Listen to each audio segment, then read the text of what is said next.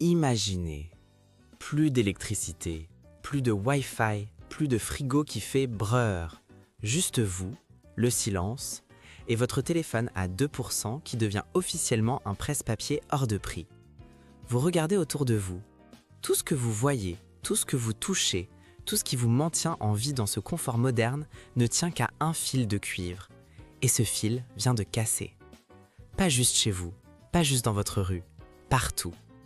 Le vrai danger d'un blackout total, ce n'est pas le noir, c'est l'illusion que tout va redevenir normal demain. La plupart des gens vont passer les prochaines 48 heures à attendre une notification qui ne viendra jamais. Le troisième jour, quand l'eau s'arrêtera de couler et que les supermarchés ressembleront à des carcasses dévorées par les vautours, c'est là que la panique va transformer votre voisin en prédateur. Vous avez 7 jours pour passer du statut de proie à celui de survivant. On ne va pas parler de camping, on va parler de rester en vie quand la civilisation décide de s'éteindre. Préparez-vous, le compte à rebours a déjà commencé. Jour 1, la phase de déni. C'est le piège le plus mortel. Les gens pensent que c'est une panne passagère. Ils ont tort. Un blackout total signifie qu'il n'y a plus de pompe à eau, plus d'égout, plus de station-service et plus aucune réfrigération. L'eau est votre priorité absolue. Vous avez environ 12 heures avant que la pression dans les tuyaux ne tombe à zéro. Après ça, vos robinets ne seront plus que des objets de décoration. Remplissez tout, votre baignoire, vos casseroles, vos seaux, même ce vase moche de votre tente. Si ça peut contenir un liquide, c'est un réservoir. Et rappelez-vous, à partir du 2e jour, l'eau des tuyaux est suspecte. Faites tout bouillir, sans exception, même pour vous brosser les dents. L'inventaire de guerre. Devenez un comptable de l'apocalypse. La glace dans votre congélateur est déjà en train de devenir de la soupe. Donnez la priorité aux aliments qui périssent vite, la viande, les laitages, les légumes frais. Cuisinez tout maintenant sur votre gazinière ou votre barbecue. Vous ne recevez pas des amis, vous essayez de ne pas mourir de faim d'ici jeudi. Rationnez vos conserves et votre riz comme si c'était de l'or. La discrétion tactique. C'est la règle d'or. Ne montrez pas que vous êtes préparé. Pas de lumière qui brille à travers les fenêtres, pas de musique. Dans le noir complet, la maison éclairée devient une cible et ce ne sont pas des voisins qui viendront vous demander du sucre. Jour 2 et 3, la réalisation et l'hygiène. Les toilettes ne tirent plus. L'odeur commence à monter et votre téléphone n'est plus qu'un presse-papier inutile. Les rues sont calmes, d'une manière effrayante, comme le silence avant qu'un prédateur n'attaque. Le péril sanitaire. C'est ici qu'on évite de mourir comme au Moyen-Âge. Pas d'eau égale maladie et bactéries. Vous avez besoin d'une latrine. Creusez un trou à au moins 60 mètres de toute source d'eau et de 60 cm de profondeur minimum. Couvrez avec de la terre après chaque passage. C'est la différence entre une statistique et un survivant. Si vous n'avez plus de savon, utilisez la cendre de votre feu. Elle tue les bactéries. La quête de l'eau potable. Vos réserves baissent. Votre meilleure chance, c'est l'eau de pluie. Sortez vos bâches et vos sacs poubelles pour la capturer. Filtrez-la à travers des couches de sable, de gravier et de charbon broyé dans une bouteille, puis bouillez-la. Sinon, creusez un distillateur solaire. L'humidité du sol s'évapore sous un plastique, condense et goutte dans un récipient.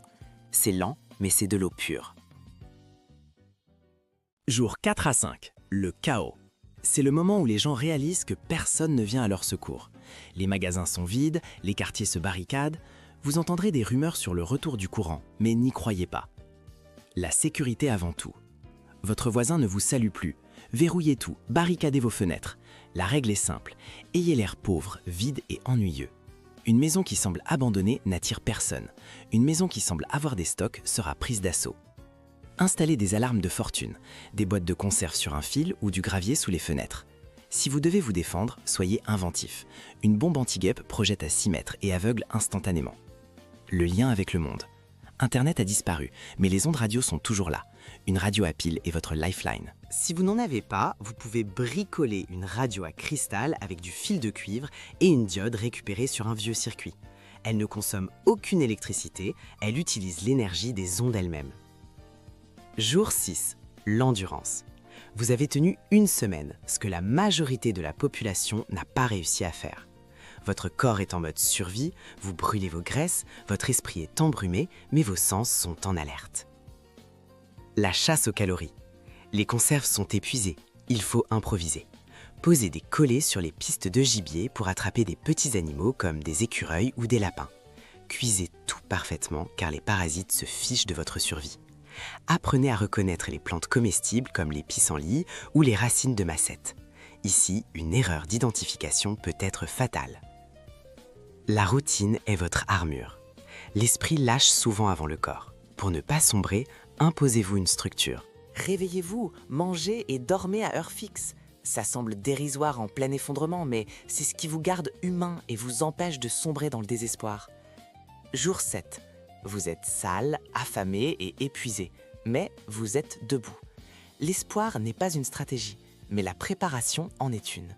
Si le courant revient, tant mieux. S'il ne revient jamais, vous savez maintenant que vous pouvez vous adapter. Dans un blackout, ce n'est pas l'obscurité qui tue, ce sont les mauvaises décisions et la panique. En maîtrisant l'eau, la nourriture et la sécurité, vous transformez le chaos en une situation que vous pouvez gérer. Vous avez survécu à la première semaine. La grille est peut-être morte, mais vous êtes plus vivant que jamais. Maintenant, préparez-vous à recommencer demain.